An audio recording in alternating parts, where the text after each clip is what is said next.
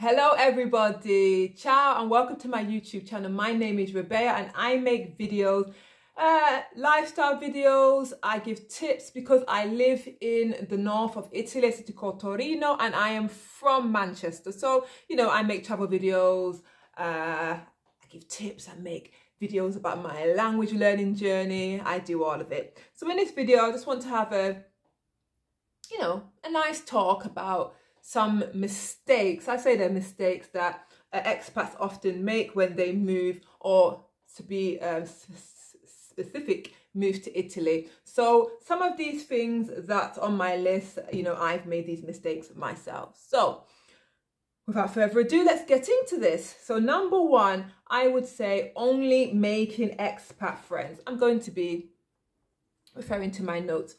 Only socializing with expat friends. In the beginning, of course, it's great. You're just happy to have a friend. You're happy to be able to go somewhere and explore with people. But I do think it is quite important to, have a large variety of friends, expat friends, locals, Italians. The benefit from my point of view of having an Italian friend is that, you get to know more about the culture. You get to know more about the city that you live in from somebody that's native, somebody was born in that city. They will show you different haunts they'll take you down different streets that you've never been down before. They'll make you see the city, the country in a different light. So this is some of the reasons why it's important to have expat friends. Another reason I would say is that expats, sorry, I got something on my face. Something wants to live on my lip. Another thing is that some expats tend to move away. So you can form great bonds and have good relationships with expats, say an expat from London, a girl from Brazil or whatever. But sometimes, guys, they're just passing through. And you make friends with them, you invest and you do whatever, and then they say, oh, I'm leaving. And a lot of the time it is quite sudden that they do end up leaving. So then you kind of lose a friend. But if you know and you have an Italian friend who's a local and she's always been here, her mum lives down the road and her brother lives down the street, it's less likely for her just to get up and move. Okay, so for those reasons, and it's also really good to speak with somebody in the language as well, if that's what you want to learn, rather than you only speaking with expats in English. Just helps with your vocabulary. It helps you to practice your Italian too. So those are some of the main reasons why I would suggest making friends with a variety of people. Okay, this, you know what I'm going to say. If you've watched my videos before, I'm going to say the mistake people make is not learning the language, guys. And I can't emphasize how important this is, because it also links to the point above. You can't make friends, or it's going to be difficult to make friends if you don't know the language. So you're then limited to only making expat friends. And sometimes it's a vicious circle. Because you've got expat friends, you don't learn the language, because you start to get comfortable and you start talking in English all the time with that person. Then you're less likely to make friends with Italian people. And you'll find that a lot of Italian people, they are open to having conversations or helping you, or they say, sorry, my English is really bad and stuff like that. But when you think about it, not many people want to, it takes energy, should I say, to have an expat friend and to be translating and to be trying to talk out your comfort zone. You can't be yourself. So to make life easy, okay, just learn the language, or at least learn, the basics of it. And then if the friend that you meet, the Italian friend that you meet, knows the basics of English, then you've got a foundation where you can grow from, rather than if, you know a couple of words there and she knows a couple of words. The friendship is non-existent. It's not going to happen. All right, the next point, point 3, moving to Italy in the summer. I moved to Italy in April, so springtime I moved to Italy, and it was great. But Oh, it was the end of April it could have been. But it took me a while to get all my paperwork and all of those things done, okay? Because I was busy working, I didn't sort out my status, and I didn't, you know, and I wasn't sure if I was going to stay here or I wasn't going to stay here or whatnot. So I didn't run and jump and get all my paperwork done. Paperwork meaning opening a bank account, signing up for a doctor's surgery, getting my permesso, getting my, you know, identity card, getting all of those things. I didn't run and jump to do those things because I was unsure. I don't know. I just was testing the waters basically. So I would advise you that if you do come in the summer, if you come in like or even like July, August, you might run up against some difficulties. When I decided to start getting serious about getting documentation done and etc., I came up against a lot of headache, and it was a lot harder because the offices were closed. Offices had strange closing times. The city was just winding down for the summer, for the August vacation, basically. Sorry, I had to pause the camera for a moment. I had something, some fluff on my lip. So yeah, the city was winding down for the summer vacation, and you do start to notice when it gets to about June, July, things start to wind down. Less people are in the city because a lot of the kids finish school around June 10th. So they've probably gone off to the beach, the city becomes quiet, and then sometimes if you come in August, just expect just to relax in August. Don't expect to do anything too fast. That's my advice for you. I remember being on the bus once, and a lady was behind me, Americans, and they were so angry. I heard them talking, they were like, I just can't believe it. Nothing is working, nothing is on, the shops are closed. They came in August, the shops are closed, nobody's doing anything, this. And I said to them, look, you've come in August, you've not come at a time where the city is, you know, is booming or there's a lot of people around. And, you know, it can be frustrating, especially if you want to do something or, you know, something is urgent to you.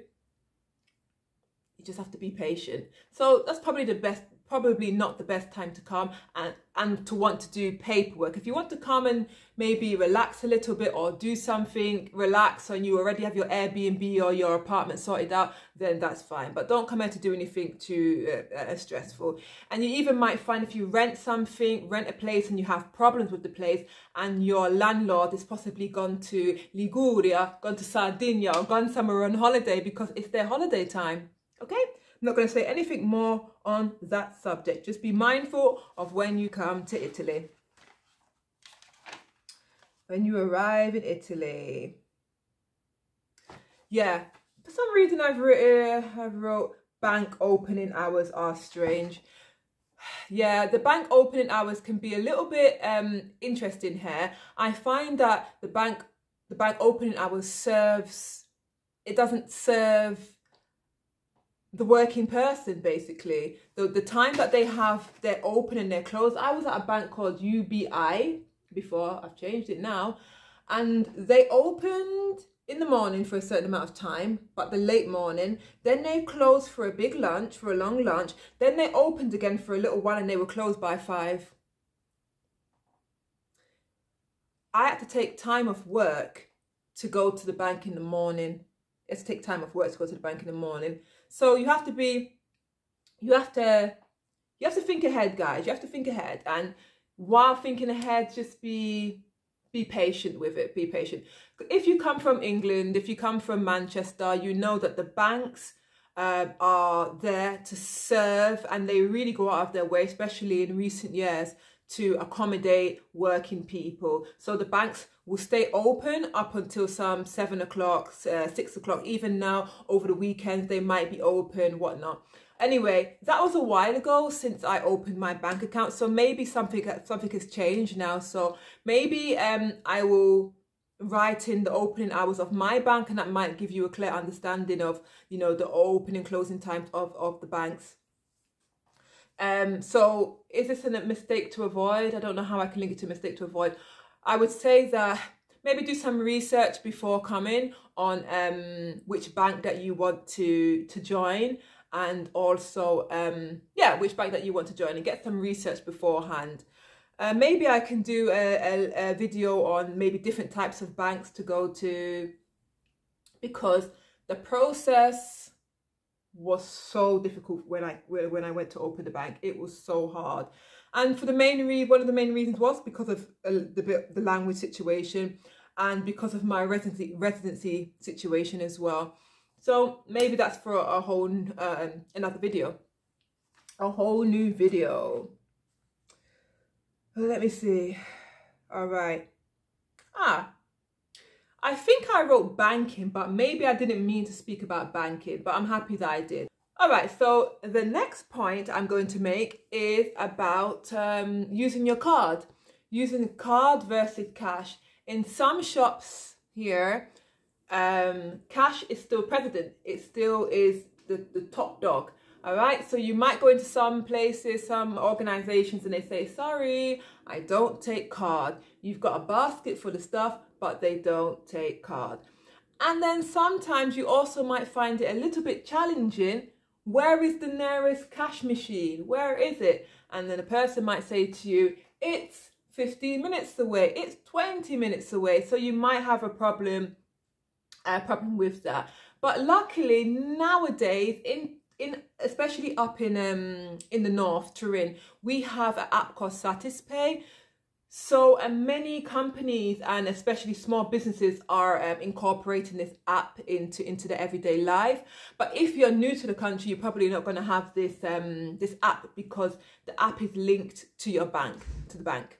So yeah, Satispay might not be, you know, an option for you. So I would say that make sure you walk around with cash on you, and don't take it for granted that everybody's going to have you be able to use Bancomat, which is a card, or your bank card, because some of the tellers tell me that, oh, it costs them extra money, it's a cost to them if they do it. And also you'll find that a lot of the shop owners here are a little bit older, so then some of them are not willing to move forward with technology, or there's a multitude of reasons why they don't have you know, they're not forward to have to use the card. Simple as that. So, you know, don't make the mistake of not having cash on you, basically. Point number 5, and just try to avoid complaining.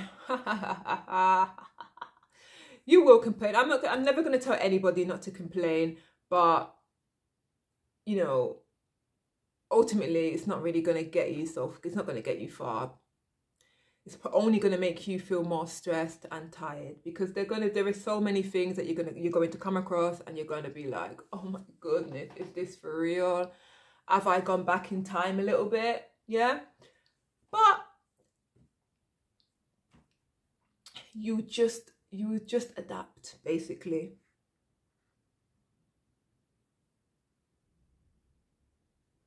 Yeah, you find that many people, when they come, they compare things to back home. Well, back home this is like this, and back home we do it like that, and back home we do it like that. And I think in the beginning, there's lots of novelty. It's like, wow, they do things like this. This is so kind of this is so historic, the way that they do things. Wow, they're so traditional here. And then after a while, you know, as you get in, you're some years in, it might start to get a bit frustrating for you. Some people get frustrated earlier and then feel better later, and some people Everybody's road and everybody's path is different. Another thing that people generally I find complain about are the shop opening and closing times. And sometimes in August it can happen more and more, because people go away for holidays, and sometimes they might go away for 3 weeks, they might go away for 2 weeks, and everything is closed. Even your favorite pizzeria will be closed, could possibly be closed. And to you it doesn't make sense, because in England it would never happen, you know. Shops really close one day a year, and that's Christmas Day, and then it's back open again. I remember when I used to work in TK Maxx, and Before the shop even closed on Christmas Eve, somebody called back and said, when are you going to be opening on Boxing Day? What time? My manager just put the phone down like this and said, come on, it's one day, yeah, give us a break. You can shop another time, really. So if that's what you're used to, you know, you've got some adjusting to do. Yeah, closing times can be different. It varies. Varies, different shop, different business. So yeah, basically guys, that's this video in a nutshell. Okay, so in total, don't get frustrated, take your time, carry some money with you, wear a smile, and you'll be okay. All right guys, thank you for watching this video. Remember, please like and subscribe, okay? And anybody's new here, welcome here. Anybody's old here, welcome back. Okay, bye.